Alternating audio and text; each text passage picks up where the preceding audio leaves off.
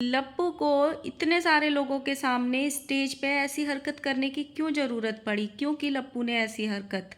लप्पी भौजी, आपके सोना ने तो कंट्रोवर्सी कर करके दुनिया से सच में आपको सोना दिला दिया।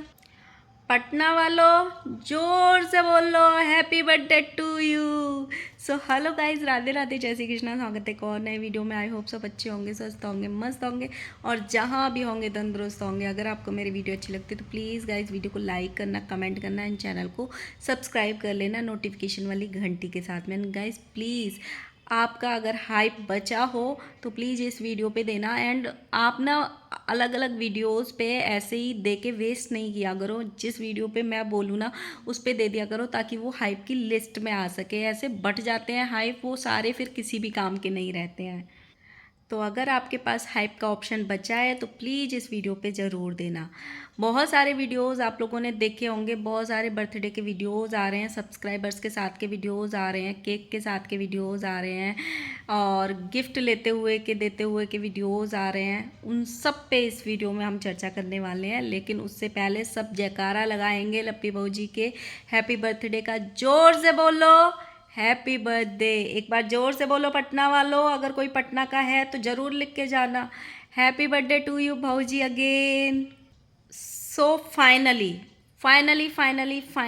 एक बात तो क्लियर हो गई है कि हमारी लप्पी भौजी 25 साल की हो गई हैं। उन्होंने केक पे अपनी जो एज है वो 25 ही लिखवाई है। तो अब अगले साल जब उनका हैप्पी बर्थडे आएगा तो लप्पी भौजी ये बिल्कुल नहीं कह सकती हैं कि मैं 25 की हूँ, तब वो 26 की ही होंगी। 25 की ऑलरेडी वो इस साल हो चुकी हैं, अब वो 26 में लग गई हैं। तो जो भी लोग उनके नाम की अफवाह फैलाते हैं ना कि वो 19 साल की लड़की है, 21 साल की लड़की है, 20 साल की लड़की है, ना ना, अब हमारे पास सबूत आ गया एकदम कि केक पे 25 ही लिखा हुआ था। हमारी भौजी ने 25 सावन, 25 बसंत, 25 सर्दी, 25 गर्मी देख ली हैं। तो अब उनको कोई भी छोटी बच्ची हो क्या, छोटी बच्ची की तरह क्यों करती हो, ऐसे कोई भी नहीं बोलेगा। हमारी भौजी एडल्ट की लिस्ट में आ चुकी हैं। अब सबसे पहले हम बात करेंगे जो इस पार्टी से मुझे कुछ अच्छी चीज़ें दिखी। मुझे नहीं पता वो लप्पू ने दिखाने के लिए की या फिर लप्पू भैया को समझ में आ गया है कि भाई अगर मैं ऐसा नहीं करूँगा तो जो मेरे व्यूज़ डाउन हो रहे हैं, जो ऑडियंस ने मुझे मेरी औकात दिखाई है, जिसका मुझे घमंड था, वो आगे और कंटिन्यू कर देगी ऑडियंस। क्योंकि ऑडियंस हमेशा क्रिएटर उसके सामने झुक के रहे, इज्जत करे ऑडियंस का, तभी ऑडियंस साथ देती है। जब क्रिएटर अपना घमंड दिखाने लगता है तो ऑडियंस उसका साथ छोड़ देती है। इसीलिए क्रिएटर ऑडियंस से बनता है, ऑडियंस क्रिएटर से नहीं बनती है।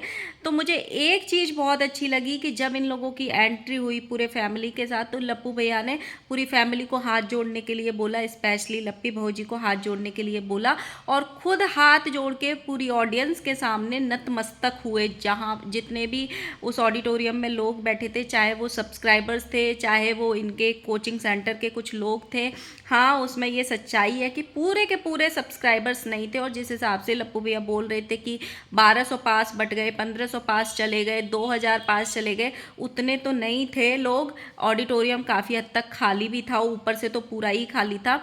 लेकिन हाँ लोग आए थे, ऐसे नहीं है कि इनके सब्सक्राइबर्स बिल्कुल ही नहीं आए थे। इनके प्यार करने वाले भी आए थे जो दिख रहे थे। ऐसे नहीं है कि सिर्फ इनके बुलाए हुए लोग ही थे, खुद से भी लोग आए थे जो इनसे मिलना चाहते थे, जो खासकर लप्पी बहू जी से मिलना चाहते थे और उनके साथ फ़ोटोज़ क्लिक कराना चाहते थे। वो भी सब दिख रहा था। देखो, जो सच्चाई होती है वो दिख जाती है, बनावटी जो होते हैं वो भी दिख जाते हैं, जो दिखावा करने की कोशिश करते हैं वो भी दिख जाते हैं। तो कुछ चीज़ें हैं जो अच्छी हुई इस पार्टी में। मुझे एक अच्छा लगा कि एटलीस्ट लप्पू ने जो वहाँ पे लोग आए थे उनके सामने खुद को नतमस्तक किया, चाहे वो दिखाने के लिए ही किया, लेकिन किया।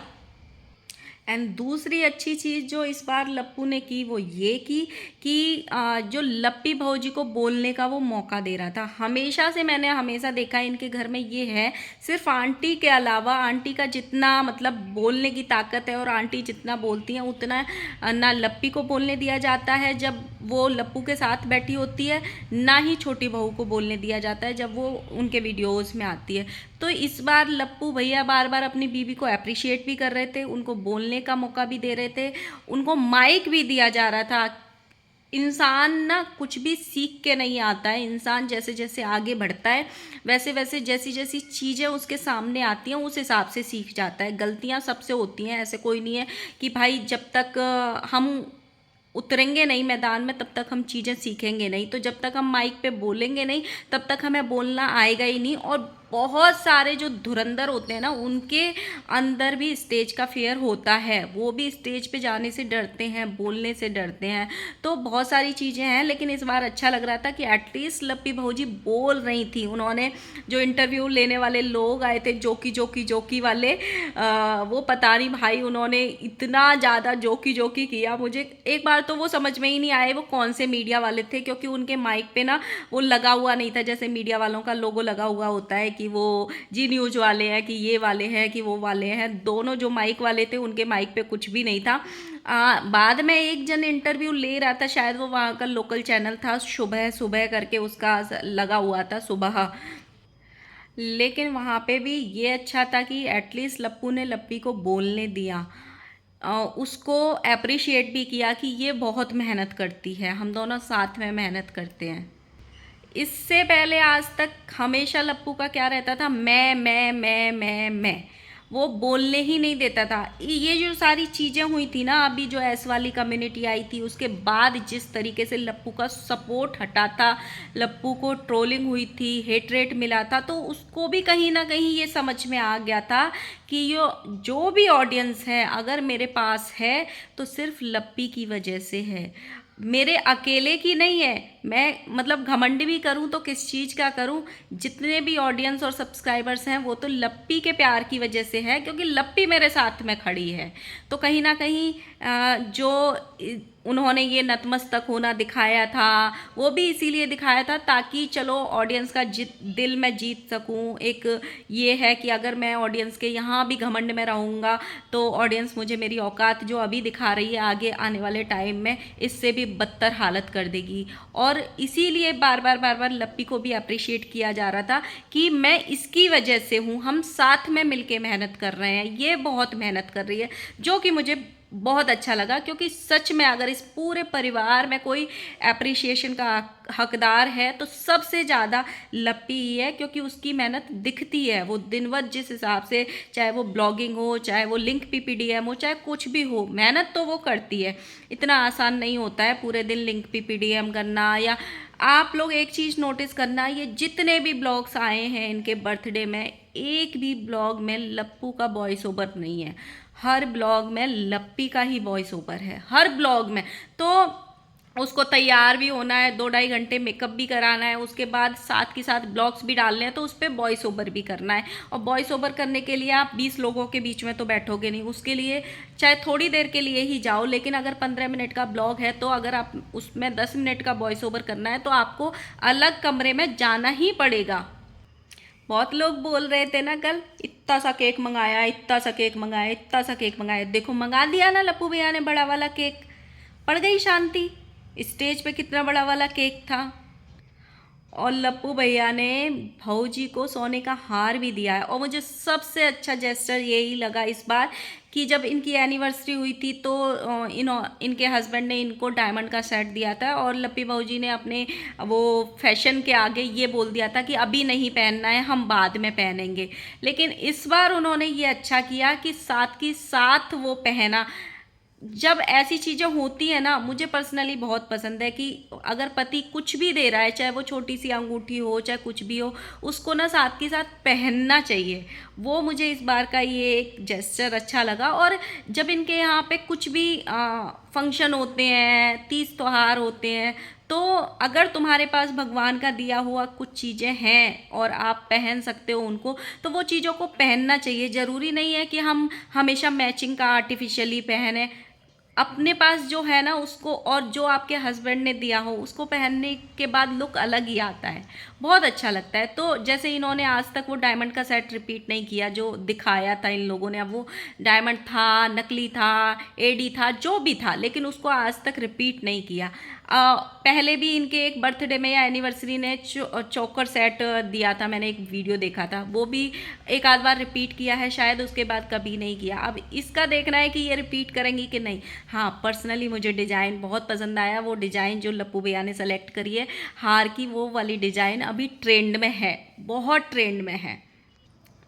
हमेशा बुराई नहीं करनी चाहिए, जो अच्छी चीज़ें दिखती हैं या दिखाने की कोशिश करते हैं ये लोग, उनको भी अप्रिशिएट कर देना चाहिए।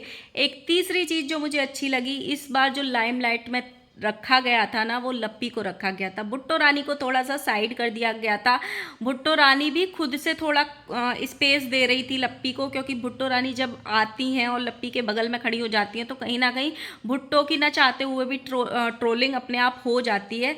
लप्पू भैया भी भुट्टो को स्पेस दे रहे थे, वो भी बार बार जाके भुट्टो रानी से चिपक नहीं रहे थे, उनके कानों में बातें नहीं फूंक रहे थे।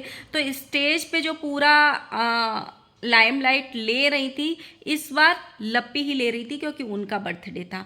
तो भुट्टो रानी नीचे सीट पे बैठी थी या स्टेज पे भी खड़ी थी ना, तो थोड़ा स्पेस बना के दूर खड़ी थी, क्योंकि उनको चीज़ें समझ में आ गई थी कि एक तो जो साड़ी उन्होंने पहनी थी, उनके ब्लॉग में जाके लोगों ने उनको वैसे ही गालियाँ दे दी हैं कि सेम साड़ी पहन ली, फिर तूने कॉपी कर दी, हमेशा उसका फंक्शन बिगाड़ देती है, अगर मैं साथ में घुसूंगी तो फिर मुझे भी ट्रोलिंग का सामना करना पड़ेगा। और ये बात लप्पू को भी अच्छी तरह से समझ में आ गई है कि कुछ जगह स्पेस बनाना ठीक है, ये भुट्टो रानी के लिए भी अच्छा है, ये लप्पी के लिए भी अच्छा है, और ये लप्पू के लिए भी अच्छा है। हाँ, जिस हिसाब से लप्पू भैया ने फेंकी थी कि इतने बड़े बड़े क्रिएटर्स आएंगे, बहुत सारे लोग नज़र आएंगे, वैसा कुछ भी नज़र नहीं आया था, कुछ भी नज़र नहीं आया था। मारा मारी भी नहीं थी लोगों की, और सिर्फ खनोज डे नज़र आए थे, और ये भूमित भुट्टो, फगुनिया ठगुनिया, रिया विजय, मिस्टी मायूस, यही लोग नज़र आए थे। देखो विजय खनोज डे को तो आना ही था, वो तो आते ही आते, क्योंकि भाई लप्पू भैया पहले सोने की अंगूठी बिना किसी फंक्शन के दे के आ चुके हैं, तो भाई एक कर्जा तो उनके पास है कि उनको आना ही आना था। लेकिन मुझे खनोज डे की ये वाली बात बहुत अच्छी लगती है, वो किसी के भी यहाँ जाते हैं ना, तो जैसे बड़े क्रिएटर हैं तो उस टाइप से अपना वो नहीं दिखाते हैं, अगर जिसका इवेंट है, जिसका पार्टी दे रहा है, उससे थोड़ी दूरी बना के रखते हैं, वो तभी आगे आते हैं जब उनको बुलाया जाता है, ऐसे घुसते नहीं है, जो लप्पू की आदत है। बहुत बार हमने देखा है कि दूसरे के पार्टी में जाके माइक खींच लेंगे, बीच बीच में घुसेंगे, बीच बीच में बोलेंगे, सबके सामने मतलब घुसेंगे, तो वो चीज़ मेरे को खनोज डे की बहुत अच्छी लगती है। मैंने कई बार नोटिस किया है उनको कि वो फालतू में नहीं घुसते हैं।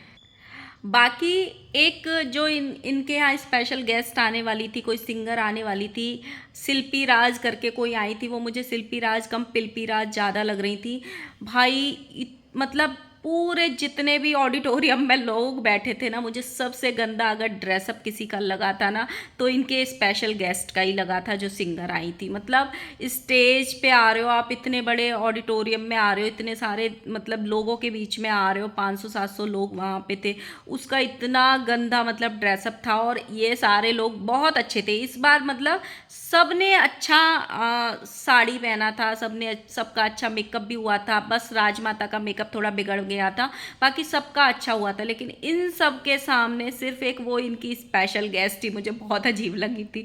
उसका ड्रेसअप आपको कैसा लगा वो ज़रूर बताना। वो जो हार्ट शेप वाली जीन्स पहनी थी और पिंक कलर का वो टॉप पहनी थी, और उसके ऊपर एक पतली सी एक नेट वाली जैकेट डाली हुई थी, वही थी इनकी वो स्पेशल गेस्ट। वो स्पेशल गेस्ट कम लग रही थी, सच्ची बात बताऊं तो छपरी ज़्यादा लग रही थी। आपको कैसी लगी वो ज़रूर बताना। हाँ, लप्पू भैया ने ये ज़रूर बोला था कि वो जो आदर्श आनंद है वो भी नज़र आएंगे, लेकिन वो नहीं आए वहाँ पे। और भी कई सारे लोगों की इन्होंने बोला था कि वो एक्टर नज़र आएगा, वो एक्ट्रेस नज़र आएगी, तो वो सारे लोग नज़र नहीं आए थे वहाँ पे। कोई भी ऐसा कुछ नहीं था कि बहुत सारे लोग नज़र आए, वो गिने चुने लोग थे जो नज़र आए थे। बट अगर मैं कल भी मैंने 2 वीडियो में बोला था, सबसे ज़्यादा गंदा मुझे वही लगा, जिस तरीके से आंटी को होटल में जगह नहीं दी लप्पू भैया ने, वो मुझे सबसे गंदा लगा। सेम हरकत इन्होंने वैष्णो देवी में करी कि पूरे परिवार को अपने साथ लेके गए, अपने नाम पे लेके गए कि मैं लेके जा रहा हूँ वैष्णो देवी, और खुद वहाँ से बीच रास्ते से लप्पी को उठा के एसी ट्रेन से वापस आके, और माँ बाप और सारे भाई बहन जनरल से और स्लीपर से धक्के खा के आए थे। तो वो ये जब चीज़ें करते हैं ना, तो मुझे अच्छा नहीं लगा। एक जब आप इतने सारे रूम्स ले रहे हो तो आप एक रूम अपने माँ बाप के लिए और अपने छोटे भाई के लिए भी ले सकते हो, वो एक रूम में भी रुक जाते। वो किसी के जिनके खासी सर हैं, इनके खास, उनके घर पे जाके भंजना तो वहाँ रोटी बना के सबको खिला रही थी। बाकी जितने भी इवेंट इनके हुए हैं, ये वाला इवेंट मुझे मच बेटर लगा, सबसे मच बेटर, क्योंकि इसमें ज़्यादा बकैती नहीं दिखाई इन लोगों ने, ज़्यादा ओवर नहीं किया। लप्पी भौजी बहुत, जैसे अपनी शादी वाले समारोह जो हुआ था ना, उसमें उनका डांस रुकने में ही नहीं आ रहा था, स्टेज पे भी उनके बॉडी में वाइब्रेशन हो रही थी अलग टाइप की, जो लोगों ने मुद्दा बनाया था, मतलब कि ये हिलती क्यों रहती है, और वहीं से उनका नाम वो झूलन देवी पड़ा था कि इतना हिल रही थी। यहाँ पे उन्होंने बहुत कामली बिहेव किया, बहुत मतलब अच्छे तरीके से बिहेव किया पहली बार। हाँ, लप्पू भैया ने मीडिया में इंटरव्यू देते हुए ये बोला कि हमारा गाना बहुत अच्छा है, परिवार के साथ देख सकते हैं, कोई भी वल्गैरिटी नहीं है। तो भाई, आप ब्लॉगिंग में क्यों ऐसे हरकतें करते हो हैं? क्यों अच्छी अच्छी ब्लॉगिंग नहीं करते हो? क्यों सीधी शांति से ब्लॉगिंग नहीं करते हो? काहे कंट्रोवर्सी के लिए लोग टटोलते हो? और जो लप्पी और लप्पू, मैं दोनों से ही कहूँगी और पूरी फैमिली से ही कहूँगी कि जो इन्होंने ये हरकत करी थी ऐस की कम्युनिटी डाल के ऑडियंस के बीच में पैनिक क्रिएट करने का और इस चीज़ को भुनाने की कोशिश करी थी अपनी ऑडियंस के, जिस ऑडियंस के सामने आप नतमस्तक हो रहे हो और जिस ऑडियंस ने आपको अपनी आंखों पे बिठाया हुआ है ना, उसके साथ, उसके इमोशंस के साथ इस तरीके से ज़िंदगी में दोबारा कभी खेलने का मत सोचना, क्योंकि ये बहुत वाहियात और गिरी हुई हरकत थी, ना सिर्फ तुम्हारे लिए बल्कि पूरी ऑडियंस के लिए भी। क्योंकि ऑडियंस में से जो लोग अंधभक्त होते हैं, जो ज़्यादा दिल से अटैच हो जाते हैं, उनको भी कुछ हो सकता है, ज़रूरी नहीं है तुमको ही कुछ हो, उनको भी कुछ हो सकता है। एक फैन तो मुझे बड़ी अच्छी लगी, वो लोग इतने ज़्यादा ऐसे नहीं है कि हमें अगर कोई पसंद नहीं है तो उसको दुनिया में कोई पसंद नहीं करेगा, ये बिल्कुल नहीं होता है।